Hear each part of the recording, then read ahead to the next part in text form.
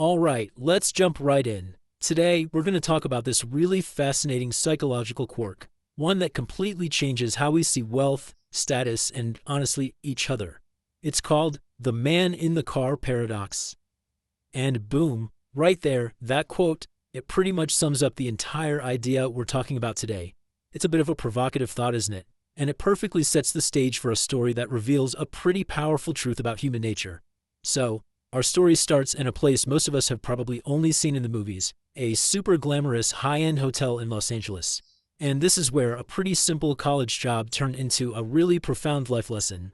The person at the center of this story, right, he spent his college years working as a valet, parking some of the most insanely expensive cars on the planet. And it was this exact experience that led him to this huge light bulb moment about how we all perceive wealth. Now, just try to picture this.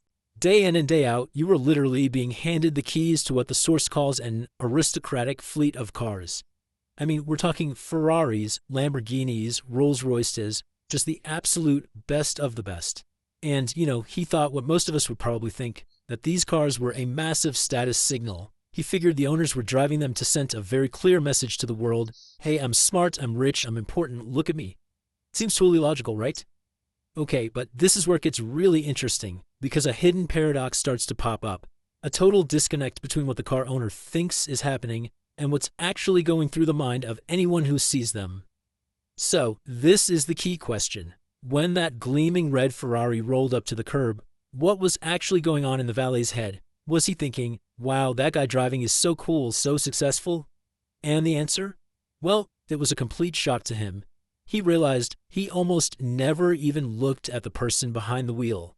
The driver, the person who actually owned this incredible machine, was basically invisible. See, his internal monologue is really the key here. His mind totally bypassed the driver and went straight to a fantasy about, well, himself. He didn't think, that guy is cool. He thought, wow, if I had that car, people would think I'm cool. And that right there, that is the paradox. You have two completely different realities happening at the exact same moment. The reality inside the driver's head and the reality in the observer's head. So on one side, you've got the driver thinking, man, my car's earning me so much respect and admiration. But on the other side, you have everyone else who isn't giving the driver a second thought. They're just using that car as a benchmark for their own desire to be liked and admired. The car becomes about them, not the owner at all. So this paradox isn't just some funny story, It points to something much, much deeper about what actually motivates us as humans. What we're really chasing when we go after these big symbols of success. In fact, this whole insight was so powerful that the writer actually put it in a letter to his newborn son. This isn't just a casual observation anymore. This is serious fatherly advice. It's a warning about a huge misunderstanding a lot of us have. And here's the absolute kicker. We don't actually want the stuff. What we want is the feeling we think that stuff will give us.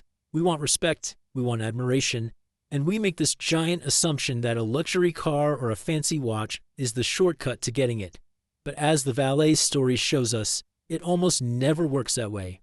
So if fancy possessions are kind of a flawed strategy for earning admiration, what's the alternative? Like, where does that real respect we're all searching for actually come from? Well, first off, we just have to recognize that chasing wealth purely for status, it's a self-defeating game. You're trying to win over an audience that, frankly, isn't paying attention to you in the way that you hope they are. I mean, sure, people might admire wealth. Of course they do. You see a huge mansion and you go, wow, what a house. But that's the thing. They admire the house. They admire the wealth. They very rarely transfer that admiration over to the person who actually owns it. The object gets all the credit, not you. You can really break it down like this. All that horsepower, the flashy design, that'll get you attention for sure. But attention is cheap and it's fleeting. It's humility, it's character that earns genuine, lasting respect. Attention says, look at what I have, but respect says, look at who I am. And these qualities, they work where a fancy car just can't, because they connect with people on a totally human level. Humility shows you value other people. Kindness is a direct investment in someone else's well-being. And empathy proves you actually see them as a person, not just as an audience for your success. These are the things that bring the real admiration we're all actually looking for. So as we wrap all this up, I'll just leave you with this one last question to chew on. At the end of the day, what do you really want people to admire? The things you've managed to collect, or the person you've become?